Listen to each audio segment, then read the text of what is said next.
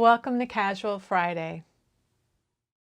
Hi, I'm Roxanne Richardson, and this is my weekly Casual Friday podcast. If you would like to jump right to a specific point of the video, you can mouse over or tap on the video playback area of your screen, and you will see chapter titles with links to each of those sections, or you can use the timestamped links down in the video description. Today I have 3 tidbits, an update on my Aran sweater in progress, and then I'm going to be talking to Wendy Peterson, the woman behind the website YarnSub.com.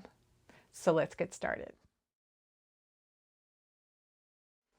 My first tidbit has to do with Fair Isle patterns. This came up in a discussion in the Ravelry, I think it was in the Patterns forum. I have a friend named Joan Schroeder. She used to be a national teacher. She's retired from that now, but she knows just a ton about knitting, and I actually sort of met her through Ravelry because we would both be answering questions in the Techniques forum. And then I actually had a chance to meet her in person when she came one year here to Minneapolis to teach at our guild's annual Yarn Over event. But one of the things that Joan was talking about, somebody had asked something about Fair Isle versus other kinds of stranded color work. And one of the things she talked about was this tendency in Fair Isle patterns to have these OXO patterns. So you can see how you can see this pattern right here. It looks like an O, and then there's an X, and there's an O.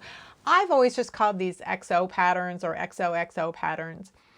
And she called it an OXO pattern in terms of she wrote it out with a capital O, capital X, capital O. And then she said, it's pronounced OXO.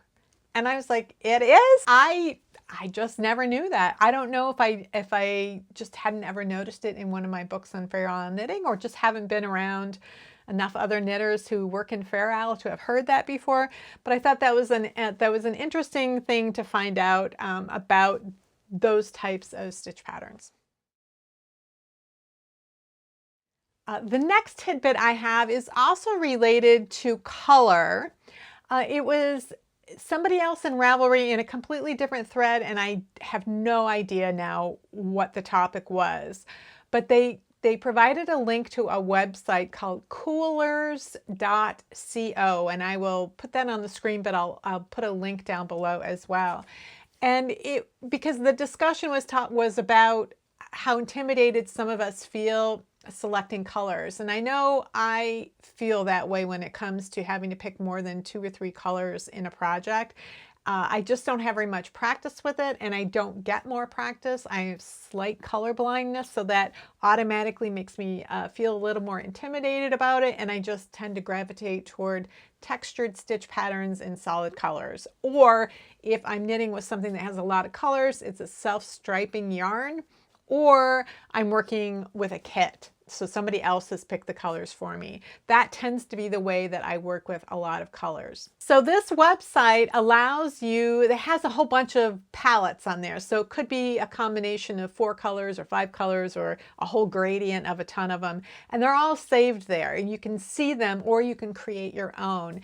And you create them, but you pick a color. And these are, I believe, Pantone colors. You pick a color, and then it will put in, like, I think 3 or 4 other colors that would go with it, in some way. And then you can lighten or darken each of those colors. You can experiment with the palette, and you can add things yourself. So you can use palettes that already exist, or you can try to create something yourself. And for me, it was fascinating to see like color combinations that I think, yeah, those look really good together, but I would never have dreamed of doing that. So the challenge, of course, is that these are Pantone colors, and if you're working with yarn, you have to work with the yarn that's available to you.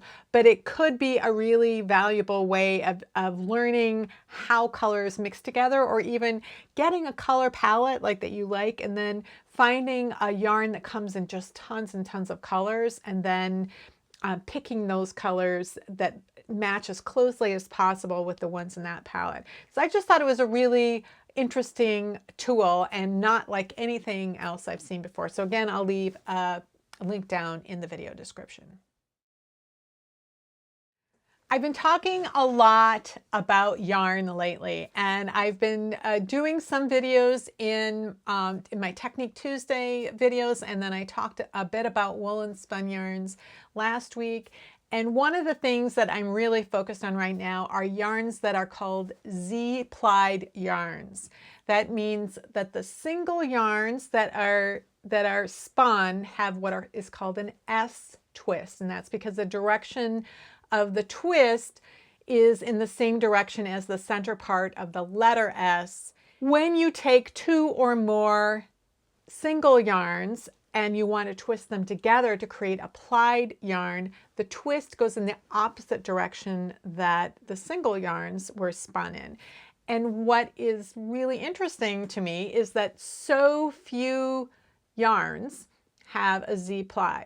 So I've been talking about this, and one of the things I've been doing is trying to hunt down as many Z-plied yarns as I can, and they seem to mostly come from smaller mills. There are a few exceptions. There are some bigger yarn companies that do produce yarns that have a Z ply to them, but there really aren't very many. And so I've been wondering about this, and I haven't done a video on the Z-plied yarns yet because I'm still waiting for shipment of some yarns, because some of the yarns I've ordered have been from overseas and it can take a few weeks to get those. So I've been wondering about why there are so few Z-plied yarns, and one of the comments I keep getting from people is that, oh, well, crocheters like to work with Z-plied yarns because they lose twist with an S-plied yarn, and knitters do better with an S-plied yarn because they gain a little bit of twist. And I realize that I understand that the direction that the yarn goes around the needle or around the hook affects how your needle or hook is interacting with the yarn, and it can either cause the strands to untwist a little bit or to twist a little bit more depending on whether you're knitting or crocheting, and whether the yarn is a Z-plied or an S-plied yarn. I understand that. What I don't understand is the fact that there are so many crocheters and there are so few yarns that are Z-plied. Crocheters are mostly going to be using S-plied yarns. So that's the question I'm trying to answer, is why are there so few Z-plied yarns?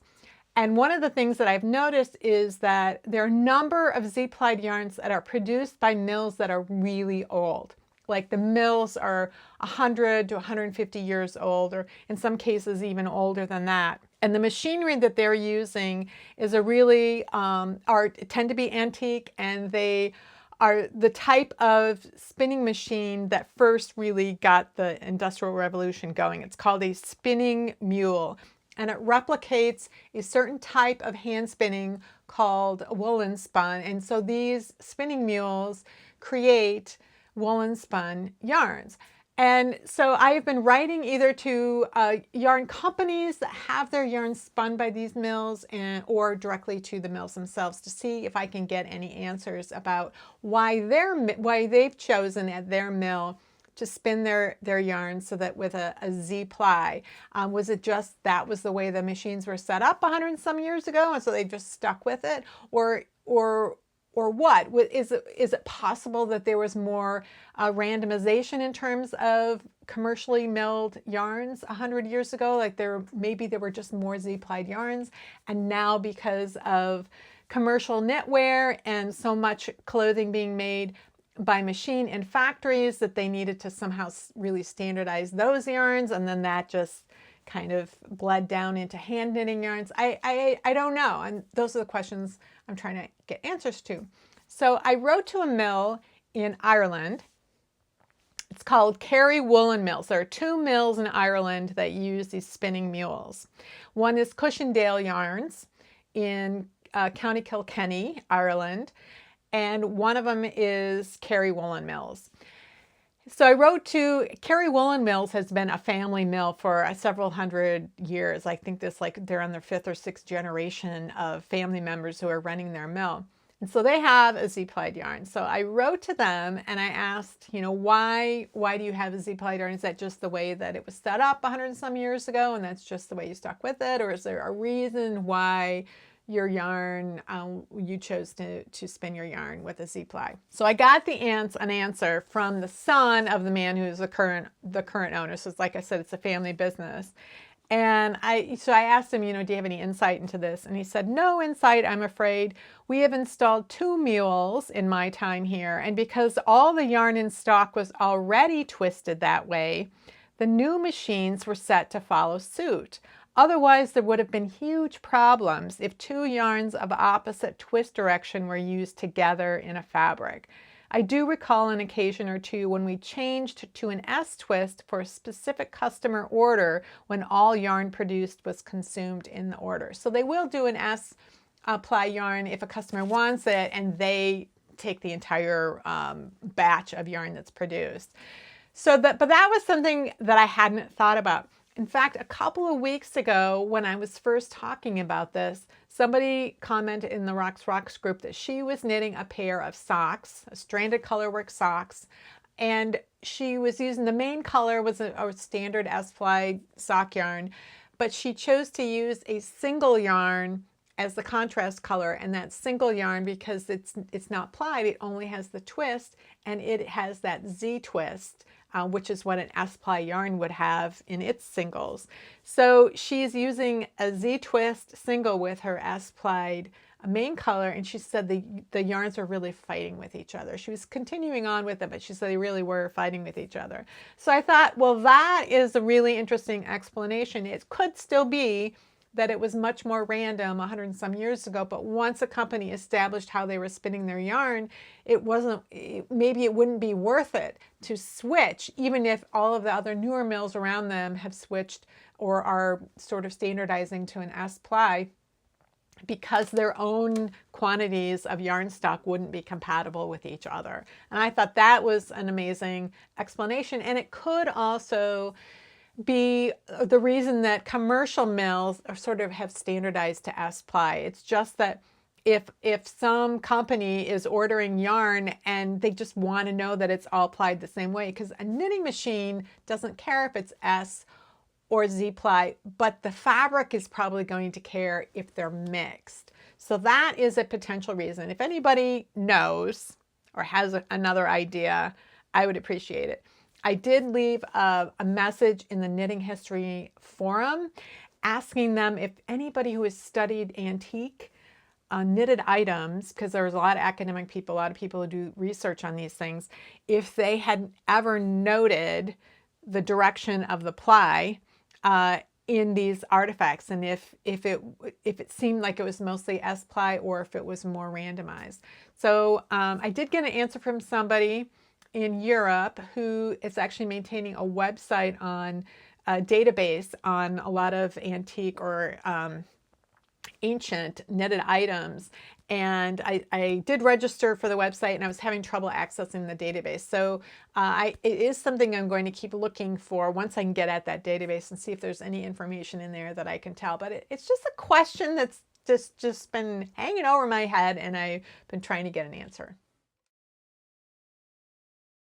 As I have been doing a lot more research into the way yarn is constructed, and I've been doing some videos on it, and I realized how few yarns there were out there that had Z-plied yarns, what I began to discover was that I actually had some yarn in my stash that was Z-plied. And one of those yarns was a yarn I purchased a couple of years ago before I learned to spin. I was just looking to knit with yarns from other wool breeds. And that was the only thing I was looking for. And so I bought this yarn called Zwartbles is the name of the breed, and it's a black sheep. And so I bought this yarn, and then a couple of months after that, I learned to spin, and I started really understanding the difference between woolen and worsted spun yarn, and started learning more about the difference between a 2-ply, a 3-ply, and a 4-ply yarn. Not just that there are more plies in a 3- and 4-ply yarn, but that the shape of the yarn is different and can affect your knitted result. I just started, gathering and understanding more and more information about yarn. And during that time, I designed the sweater in like December of 2018, and I started working on it.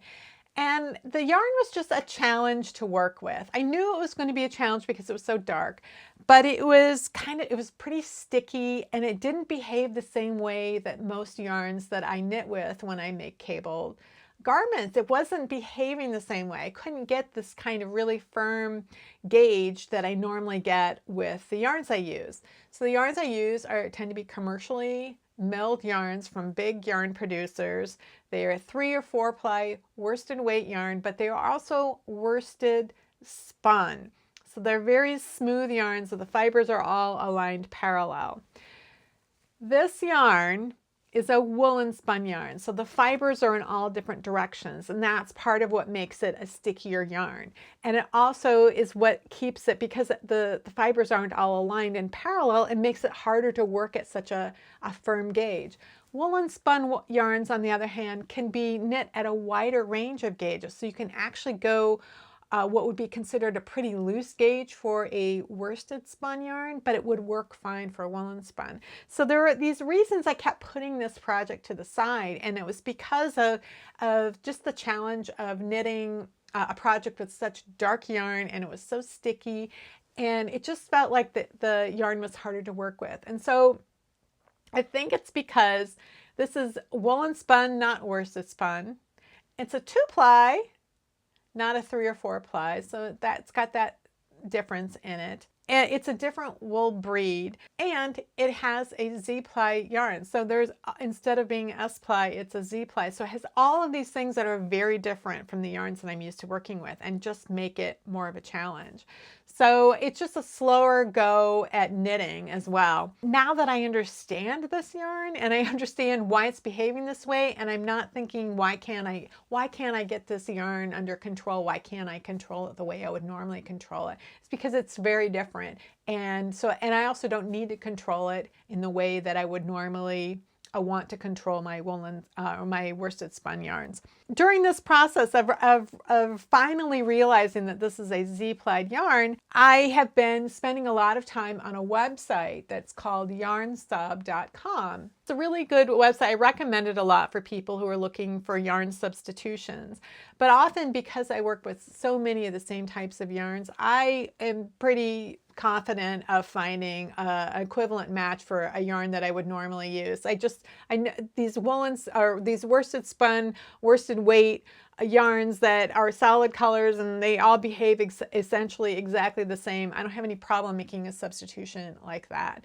But looking for Z-plied yarns and trying to figure out what they are, and who makes them. I was using YarnSub.com a lot. There was one particular yarn that I knew had some unusual characteristics that weren't noted in the website. So I sent an email to the site owner. Didn't know who it was. And I got an email back from her saying, oh, she was so excited to see that I was contributing to improving the data on her website. And I was just so surprised that she knew who I was. And so we were communicating. Again, I sent her another email, and I just thought, you know, I'm spending so much time on this website, and so many people are asking about yarn substitution all the time. It might be really interesting to talk to Wendy about YarnSub.com, not just how the website works, but kind of her background and how this whole website started. So that is what the rest of this video is. Today is my chat with Wendy Peterson. So everybody, this is Wendy Peterson, and she is the founder of YarnSub.com. So welcome, Wendy. Hello, thank you for having me. So I discovered YarnSub, I'm guessing between 1 year and 2 years ago. I'm pretty sure I was not aware of it before that. And it was one of those things where it was like when I first heard about Ravelry, I'm like, what are you talking? You know, it took me a few times hearing about it before I finally went and said, oh, this is amazing. But when you go to YarnSub.com, you can just type in the name of a yarn that you want to know, what is this yarn?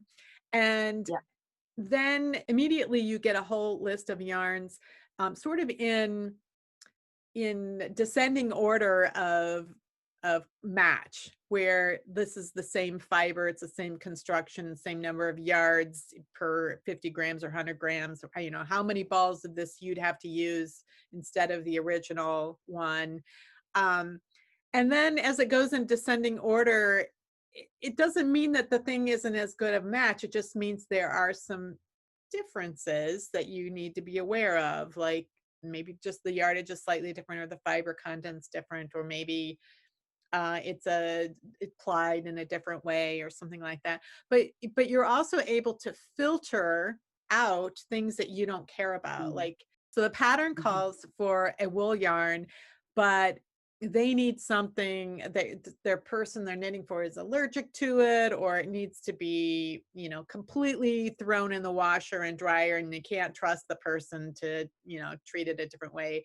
So they need something that's very inexpensive, and so they maybe they want to use a synthetic or something. So you can filter for specific types of fibers to substitute for that originals. That's correct, right?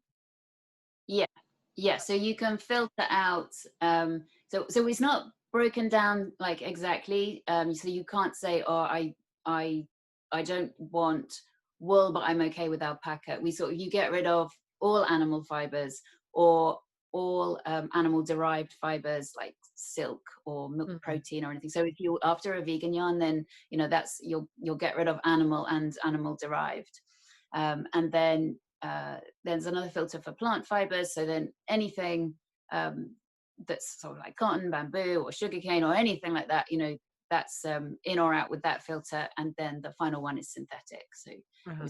so it's either way.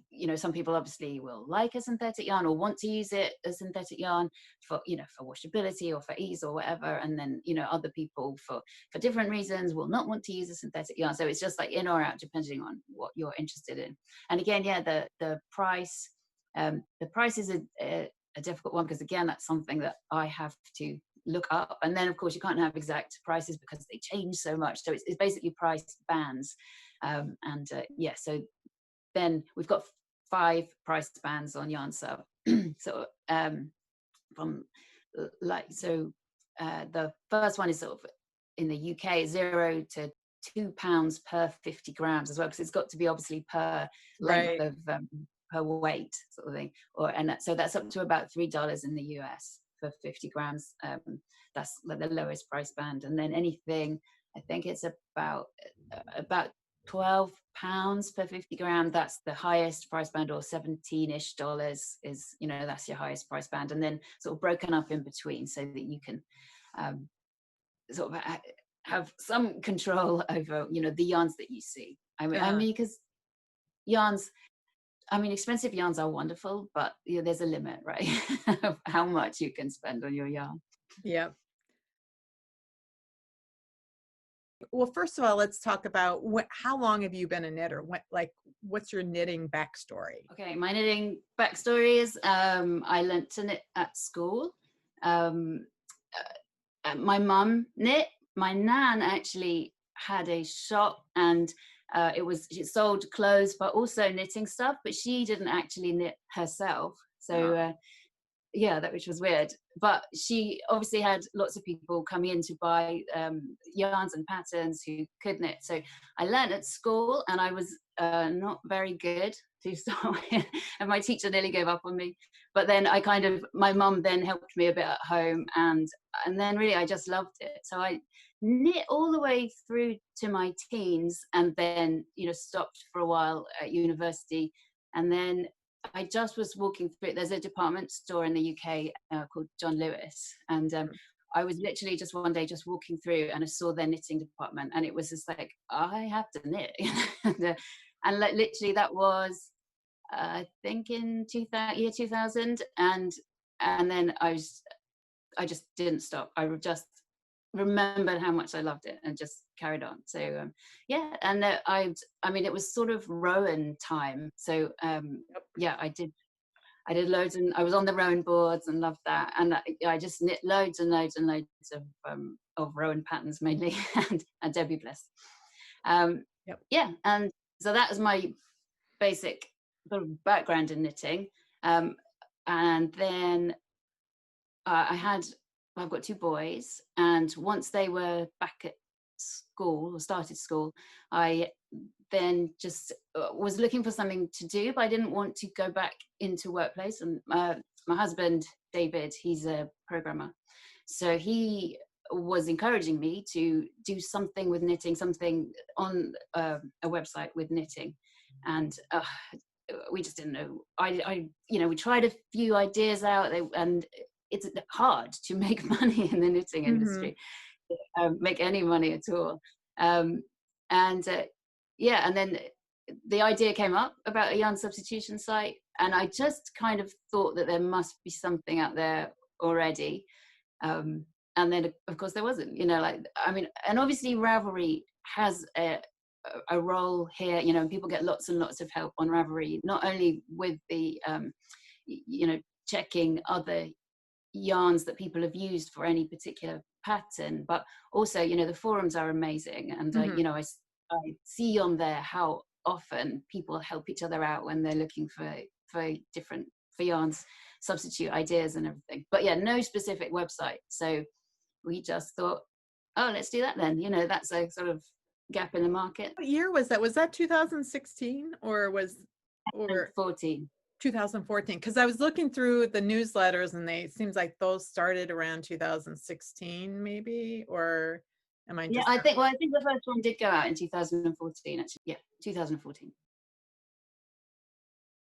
How did you start that? Like what did you, because like Ravelry, you can look up a specific yarn and because it's user created. Some yarns will have a lot more specific information about the yarn construction. And sometimes I think the yarn companies are in charge of those entries.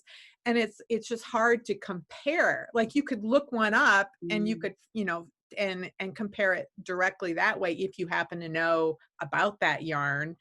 But like, how did you compile or gather this information to even put into a database? Yeah, Cassidy is, just really happy to share data in that way. So we started off with about 5,000 yarns, but of course, like you say, the data in Ravelry isn't exactly what we needed and in the format that we needed it. So pretty much I went through, thousands of yarns and, sort of had to set up my own categories for yarn constructions to sort of so that they were matching on yarn construction, make sure the fiber content was correct. That was a big data job to do that. So it was sort of like I was starting on the data side while David was writing the program side. And yeah, also it's like one of those things, like you said that you had started spinning so that you would understand more about yarn construction.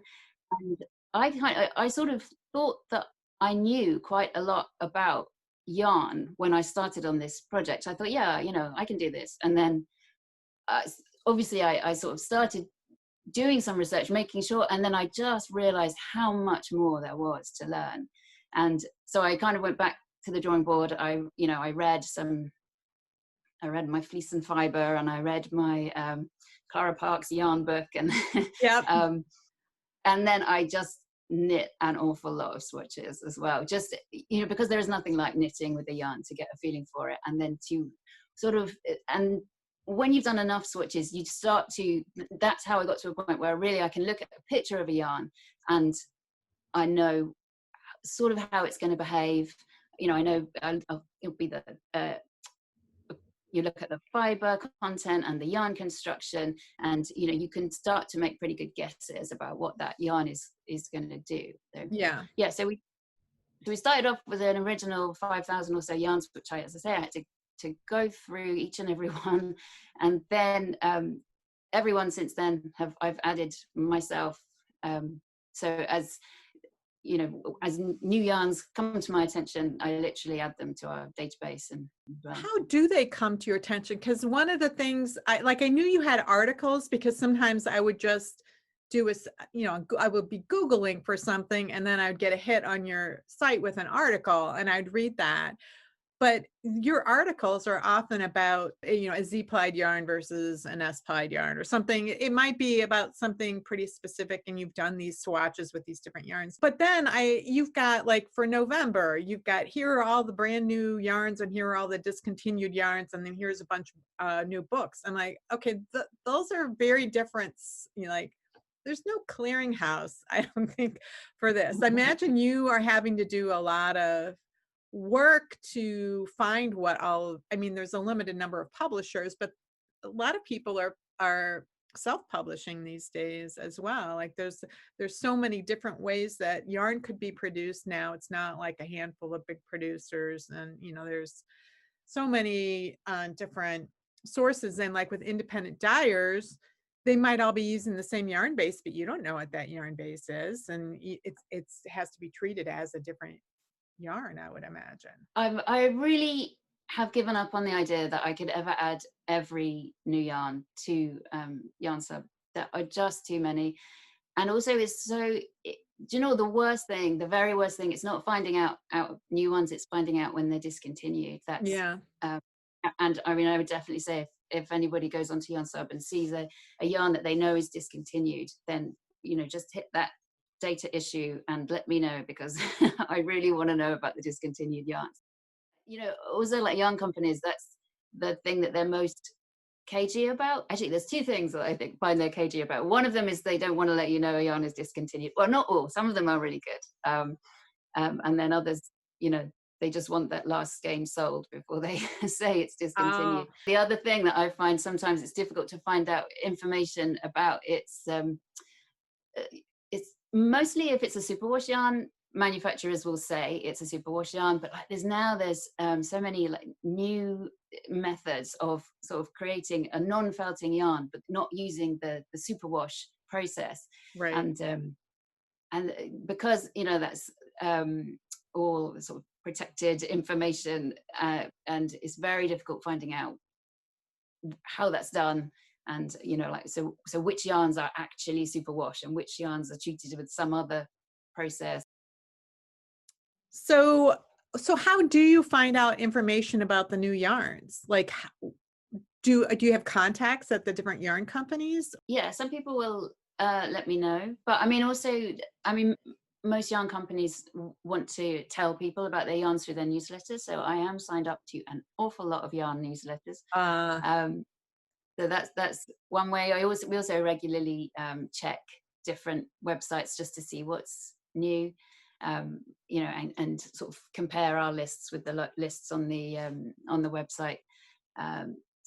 Yeah, and also I try to keep an eye on Instagram, and also even like the new yarns in Ravelry. Like every month, that's kind of my final check. If I've done well that month, then there won't be much on Ravelry that I don't already know about. On the yarns page on Ravelry, there are the new most popular new yarns. So okay. I just I got all of those added in because I wouldn't want to miss a popular one. If somebody knows about a yarn that they don't see in there, can they just use that form that you have on the YarnSub website? Yeah, or send me a mail. Yeah, I add requested yarns several times a week, and like sometimes new yarn companies, they will hear about YarnSub and they'll want their yarns on YarnSub, which is great. I have a bit of a maintenance backlog is my only thing at the moment, but yeah, I just must be weird, like that, adding in all these yarns and making sure the data is correct. I just find it really fun, so it's limited by it's limited by hours in the day rather than my enthusiasm for it. So the yarns, you have all of these lists and stuff. How do you find out about all of those different books? Because I was surprised to see how many books per month are coming out. A lot of it is just on Amazon and just like doing a search, literally doing a search for what was published last month. But there are so many self-published ones now, which aren't they're not proper books in terms of it's just stealing other people's work basically and pulled together. The same absolute garbage book will be sort of published in 1 month with, you know, like 20 different covers, 20 different names on, you know. So I try and really like filter out anything that's not a, you know, a decent book. And as you say, like some self-published books now are absolutely brilliant, so I want those in. It's just, again, it's just like keeping an eye on social media, seeing the books that come in. But it's like different shopkeepers, of course, you know, there'll be books that come in that aren't on Amazon, so I'll just try and add those in as well. And different designers, you know, if they've got books out and stuff, just to try an eye and add them. Geez, I didn't even think that you'd have to try to filter out the fake books from like real one like that. Oh my God. I mean, what I have noticed on the site was that you have the new books and the new yarns and the discontinued yarns in your newsletter. And then are there other things that your newsletter, because to me, that sounds like the best newsletter to get, because then we don't have to do what you do and get 25, 30, 50, whatever different newsletters a month. We just get yours. Yeah. But are there other things besides books, new yarns, discontinued yarns that you put in the newsletter? Yeah, I used to do an article every month, which was just so much fun actually, because I just love investigating those kind of things, you know, just like throw yourself in. One on how different yarns wash, you know, like what can you put in the washing machine and what do you have to hand wash, kind of thing, you know. So literally just make a load of swatches, sort of hand wash them all first, see how they all come out, you know, and then once they're dry, like chuck them in on a, you know, a really gentle wool wash, you know, let them dry, you know, and then just like sort of seeing how, you know, they, at what stage they give up and, you know, they're not really very nice anymore. And, you know, like I could spend days doing that, you know. I would do that and I really enjoyed it, but it just took so much time. So obviously you are doing an incredible amount of research, and you're like a one-woman show with your husband as your backup, you know, like I am. How does the website generate income for you? I like through affiliate types of programs? Yeah, so we have affiliate links on the website basically, and affiliate partnerships with different retailers. Basically, if you click through one of the view this yarn buttons, then that sort of registers on the retailer that you came from YarnSub. And if then there's a sale, then we get a small percentage of that. You know, it's good and it works. It means that we don't have to, you know, in any way try and get people to pay to go onto the website or anything, because obviously I couldn't do it just for the love of it, or maybe some people could, but I couldn't do it just for the love of it, you know. But that works out pretty well. It's enough to make it worthwhile. So that's yeah, it's good. So, and again, I mean, doing the books and the Amazon affiliate links was actually an attempt to make the newsletter, because it I mean, even in its format now, like I dropped the articles as they were taking just too much time.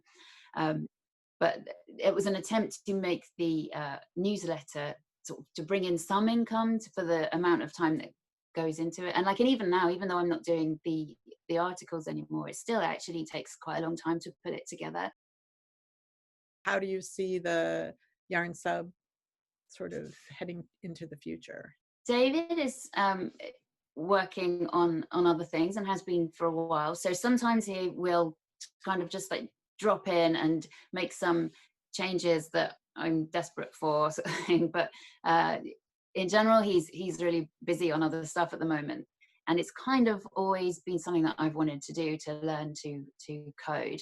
So this year I've been learning some code with a view to that I'll take over the whole thing, the technical side as well. And yeah, and then I will be able to make those changes. And there's a couple of things that we get asked for quite frequently. People want to be able to compare two specific yarns, you know, like, would this work in this project, kind of thing, you know, which is obviously actually, I mean, as as much as I love YarnSub, and and sometimes I'll look at it, and the results that we get, and I'm really pleased, with what we've produced, and the substitutes that are offered, and I think, yeah, like that, they work. Uh-huh. That's good. Um, but still, like, to compare two specific yarns, and for a computer algorithm to say yes, for sure, this is okay for, as a substitute or not, is still quite a scary idea. But that's the whole point of trying to give the information as well. So it's like, yeah, this is a different yarn construction. You could use it for your project, but you need to think about how that yarn construction is going to affect the look of the Right. fabric and of the finished garment, sort of thing. But I still think that would be a useful tool, so long as people understand that they'll need to bring their own thinking to it as well. So being able to compare two yarns directly, that's something that we'd like to do. I'd also like to do something more with color, being able to filter out so that you just have certain color styles. So if what you really want is a speckled yarn, then you're not interested in all these yarns that happen to match but are solid colors only. You want something that's got speckles, kind of thing. So that's Yeah, another. there's in addition to your website, there's a book I use called something like Yarn Substitutions Made Easy.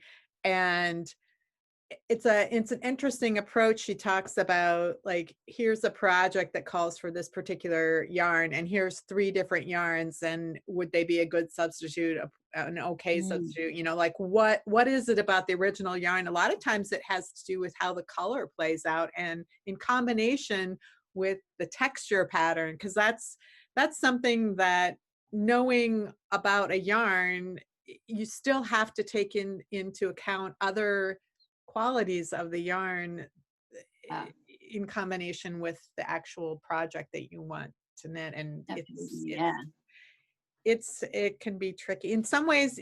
It's very easy to make a substitute. In other ways, it's like, oh my god. I don't know how Yeah, there's that final level, isn't there, of like, just I mean, and some of it just comes through making the mistakes, doesn't it? Like, you do a sort of a seed stitch pattern with a variegated yarn, and you've just lost the texture completely, and you're like, okay, I didn't see that coming, but now I know. Yeah.